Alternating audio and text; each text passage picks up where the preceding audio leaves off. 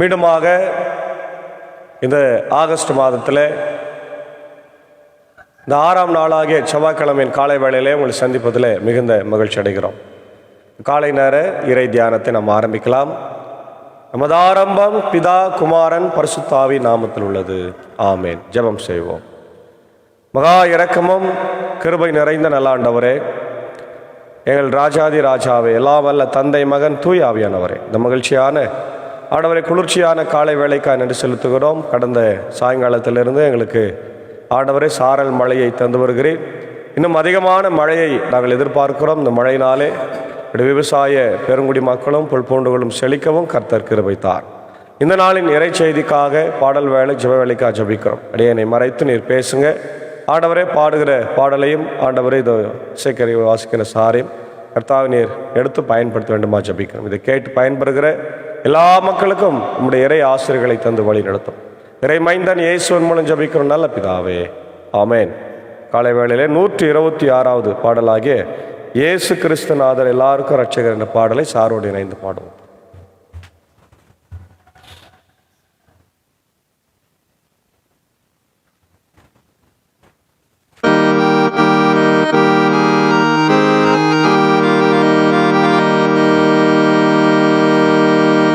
இயேசு கிறிஸ்துநாதர் எல்லாருக்கும் ரட்சகர். இயேசு கிறிஸ்துநாதர் எல்லாருக்கும் ரட்சகர். இயேசு கிறிஸ்துநாதர் எல்லாருக்கும் ரட்சகர். இயேசு கிறிஸ்துநாதர் எல்லாருக்கும் ரட்சகர். மாசில்லாத மெய் தேவன் மானிட ரூபுடையார். மாசில்லாத தேவன் மானிட ரூபுடையார். இயேசு கிறிஸ்துவென்ற இனிய நாமமுடையார். இயேசு கிறிஸ்துவென்ற இனிய நாமமுடையார்.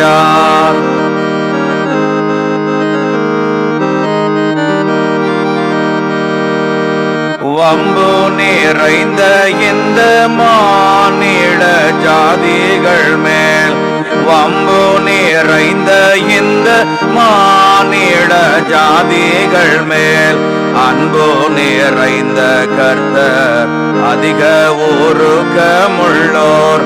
அன்பு நிறைந்த கர்த்தர் அதிக ஊருக்கமுள்ளோர்.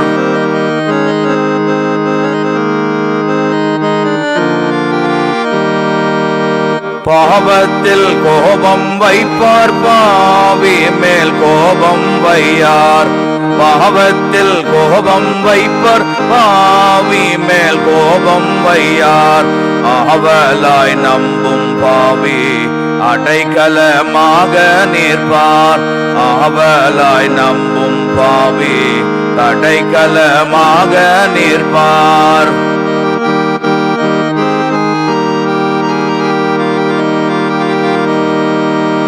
தன்னுயிர் தன்னை விட்டு சர்வலோகத்திலுள்ள, தன்னுயிர் தன்னை விட்டு சர்வலோகத்திலுள்ள மண்ணுயிர்களை மீட்க மறுத்தே உயிர்த்த கர்த்தர். மண்ணுயிர்களை மீட்க மறுத்தே உயிர்த்த கர்த்தர்.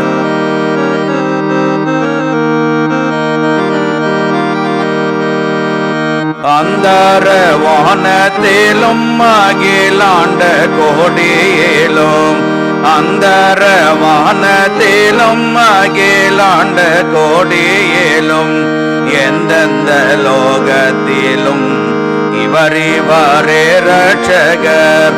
எந்தெந்த லோகத்திலும் இவரே ரட்சகர். இயேசு கிறிஸ்துநாதர் எல்லாருக்கும் ரட்சகர்.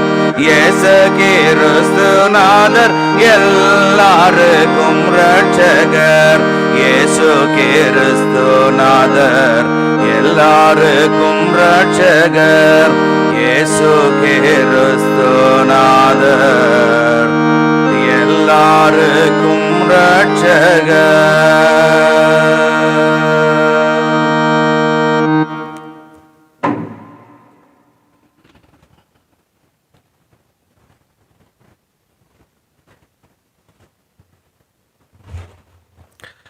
கிறிஸ்தேசுவுல் மிகவும் அதிகமாக நேசிக்கப்படுகின்றவர்களே,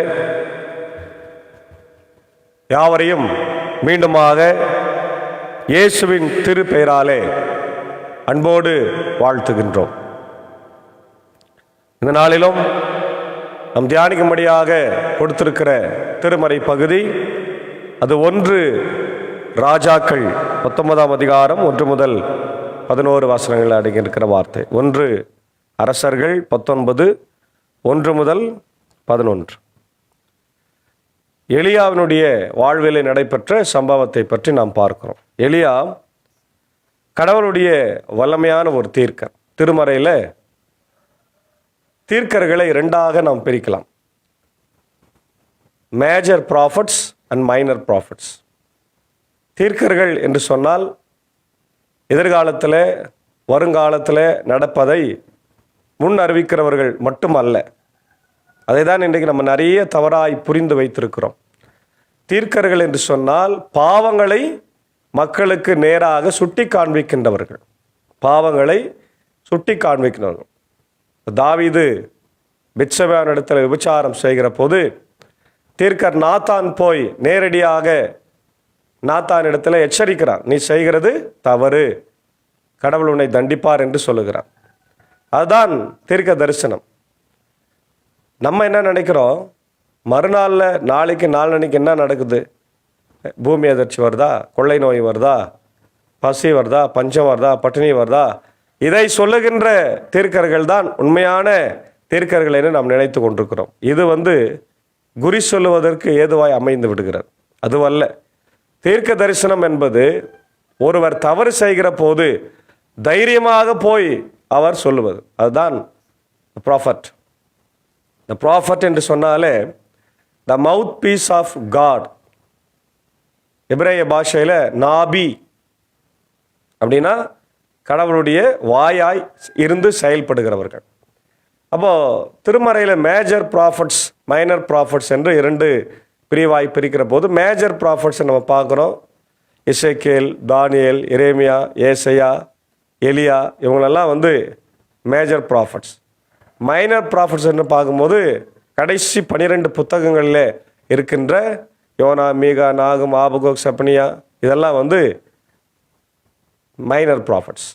அப்போது இந்த மேஜர் ப்ராஃபட்ஸில் அவங்க ஊழியங்களை அவங்க மிக சிறப்பாக செய்து முடித்திருக்கிறார்கள். ஆமென், பிரைஸ் தி லார்ட். எலியா மிக சிறப்பான ஒரு ஊழியக்காரன் என்பதை நாம் அறிந்து வைத்திருக்கிறோம், படித்திருக்கிறோம். இந்த பகுதியில் எலியாவை துன்புறுத்துகிற ஒரு சூழலில் அவர் இருக்கிறார். ஏன் அப்படின்னா,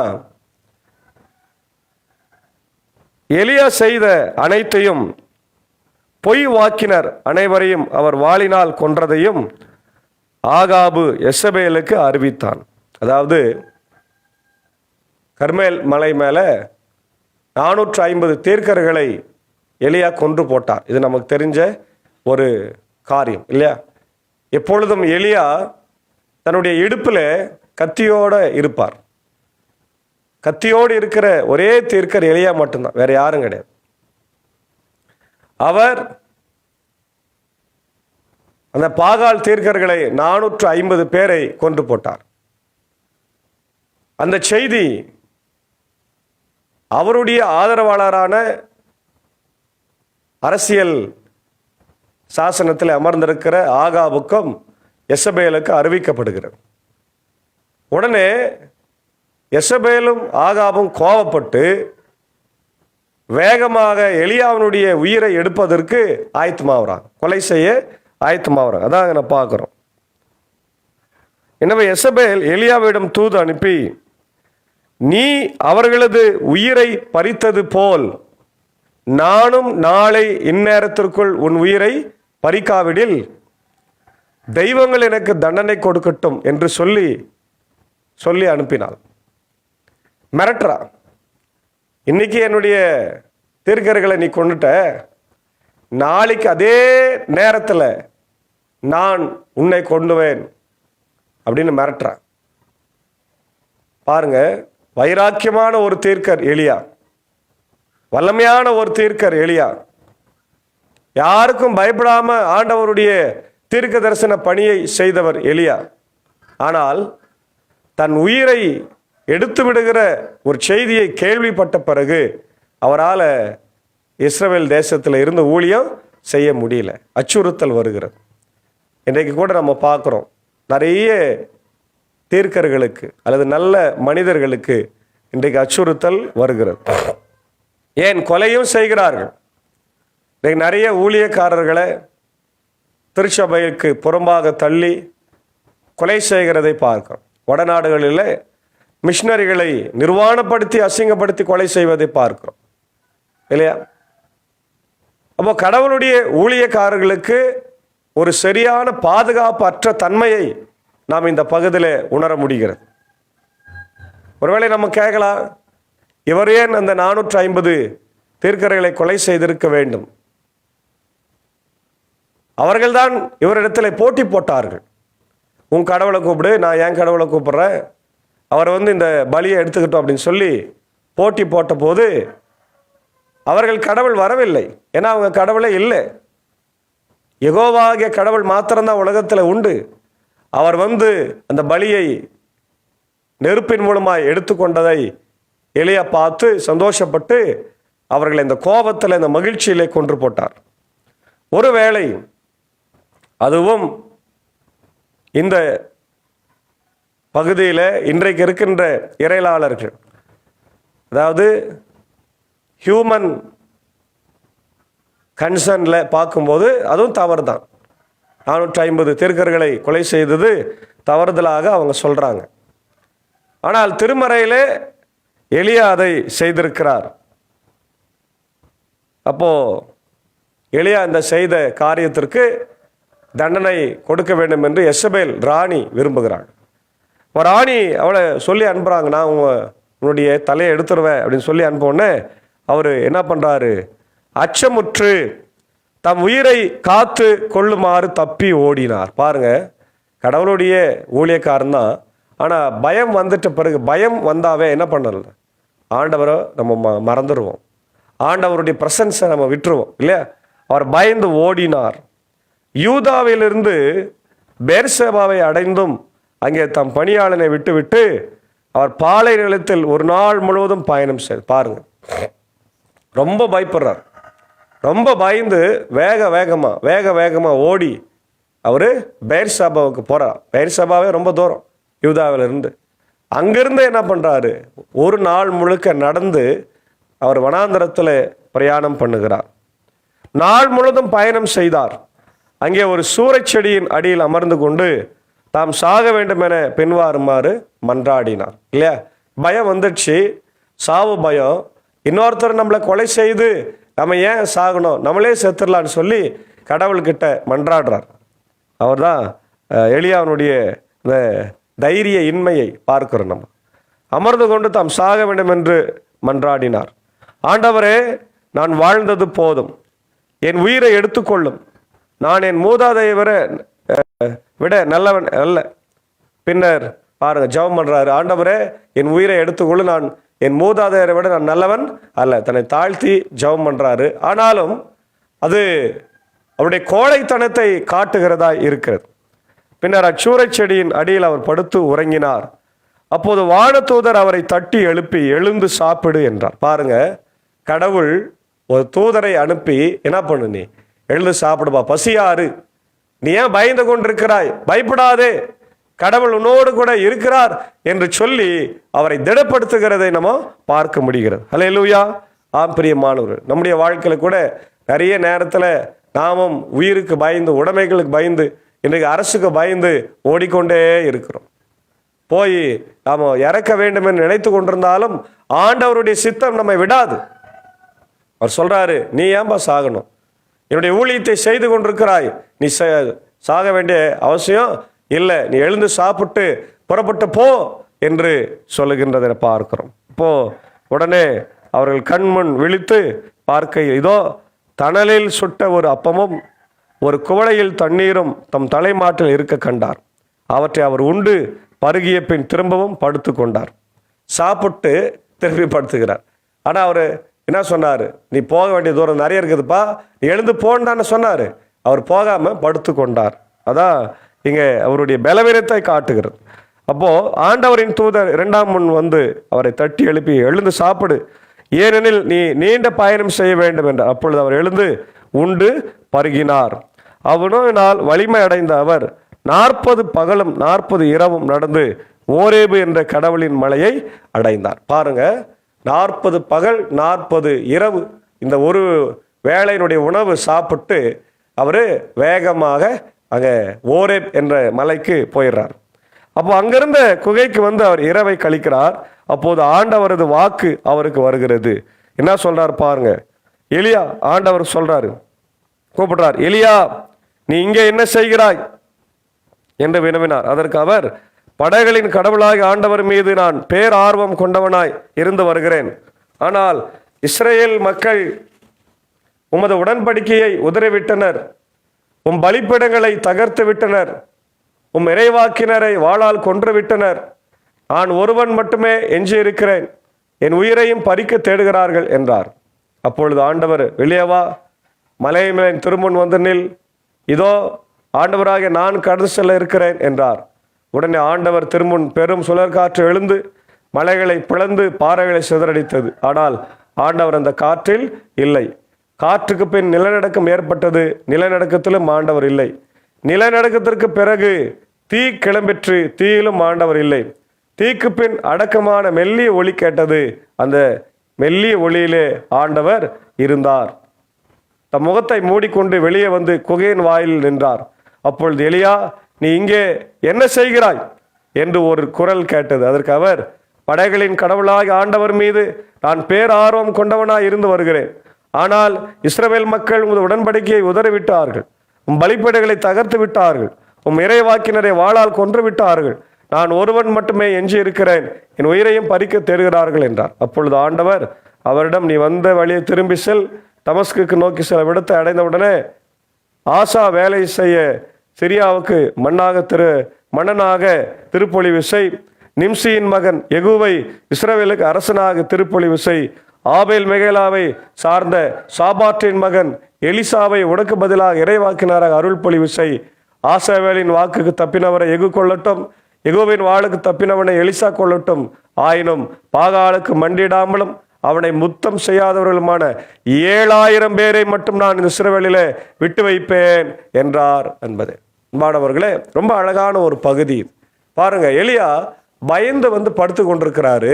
கடவுள் தேவதூதனை அனுப்பி சாப்பிட்டு பண்றார். சாப்பிட்டு அவன் 40 நாள் இரவும் பகல் நடந்து ஓரேபுக்கு போறாரு. ஓரேபுல கடவுள் அவனுக்கு வரார், வெளிப்படுறாரு. வெளிப்பட்டு எனக்கு முன்னாடி வந்து நில்லுன்றார்.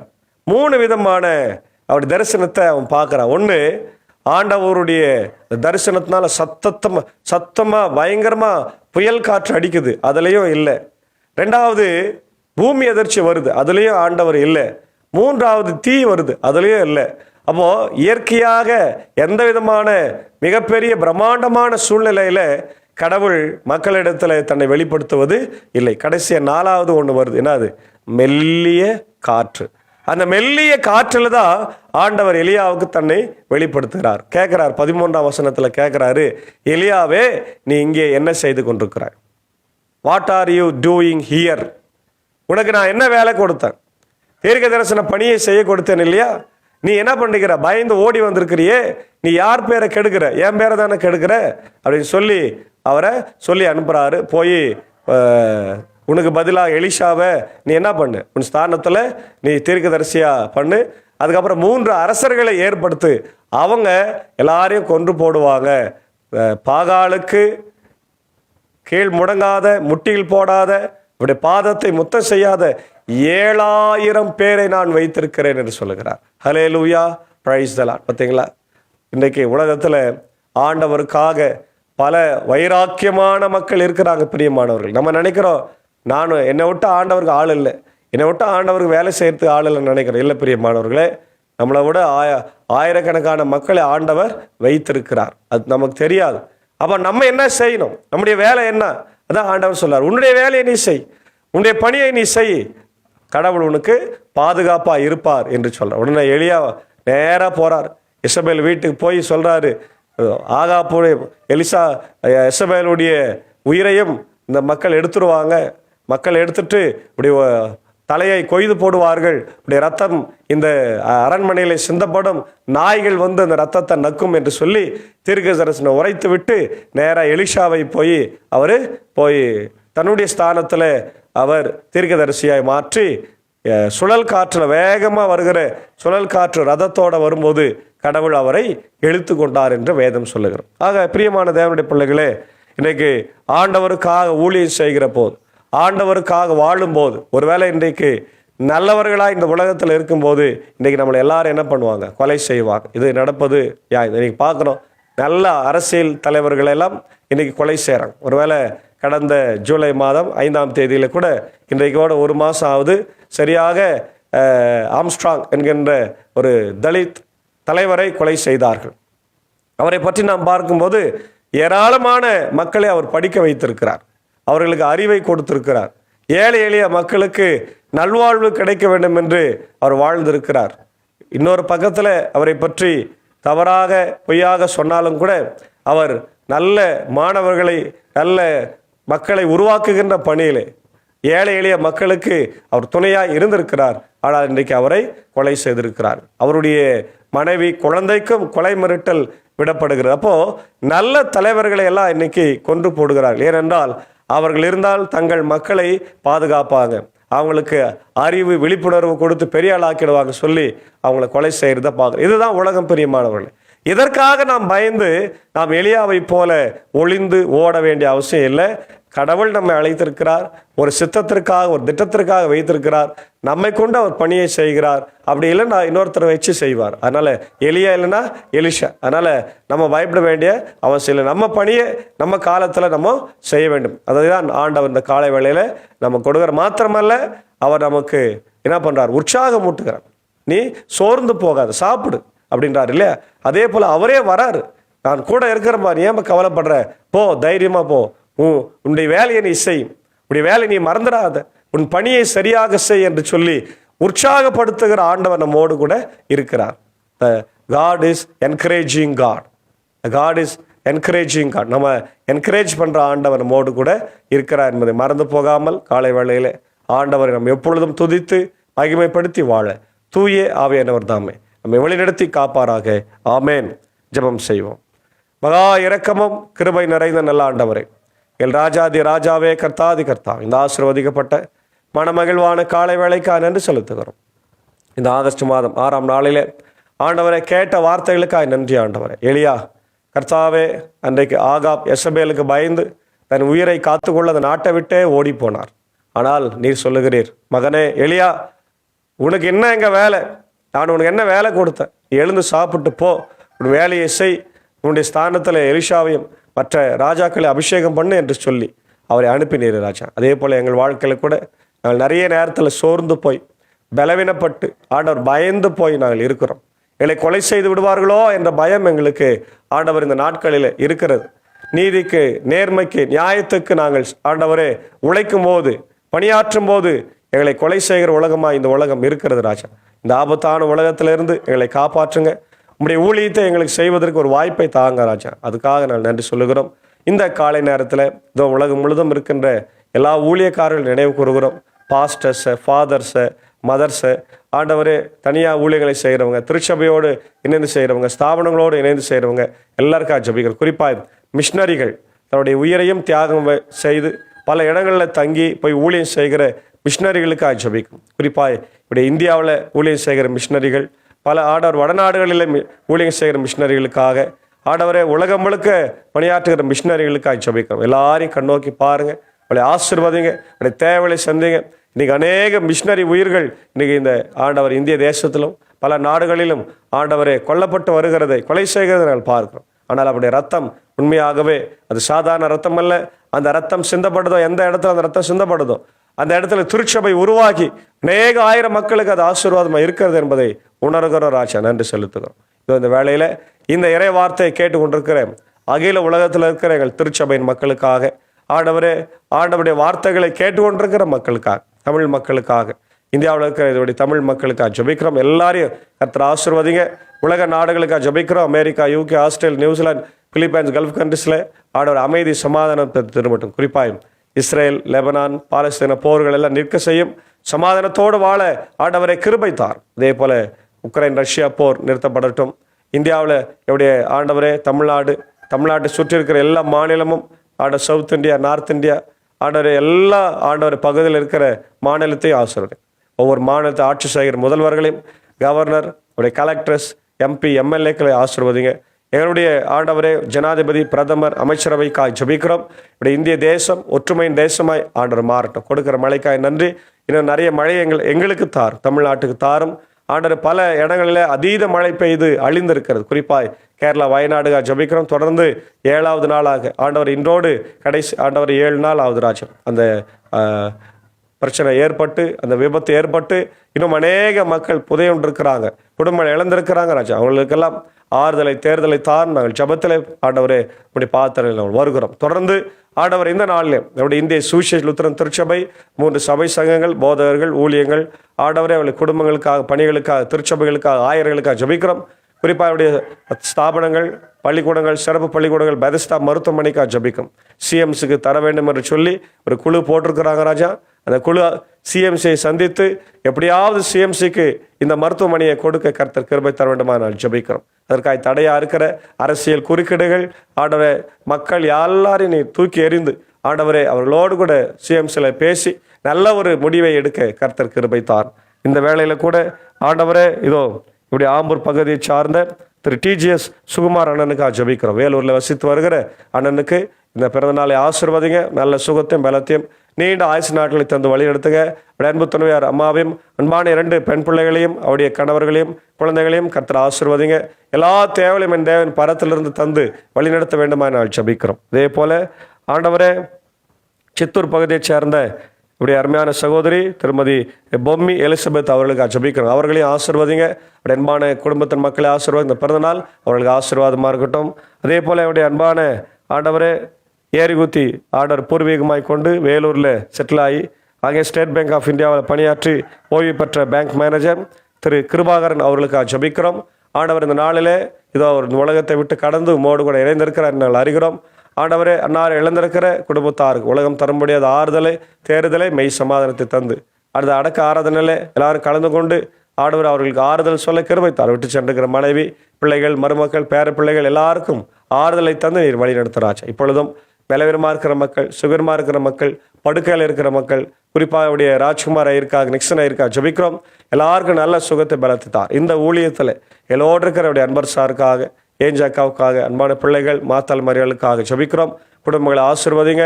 அதே போல் இசை வழி பயணத்தில் எங்களோடு பயணிக்கிற இவருடைய சாக்கோ சாருக்காக, டீச்சருக்காக ஆண்டவர் பிராட்காஸ்ட் செய்து யூடியூப்பில் பதிவேற்றம் செய்து அநேக மக்களுக்கு பார்க்கும்படியாக உதவி செய்கிற இவருடைய ஜான்சன் சாருக்காக குடும்பத்திற்காக ஜபிக்கிறோம். எல்லாரையும் கர்த்தர் ஆசீர்வதிங்க.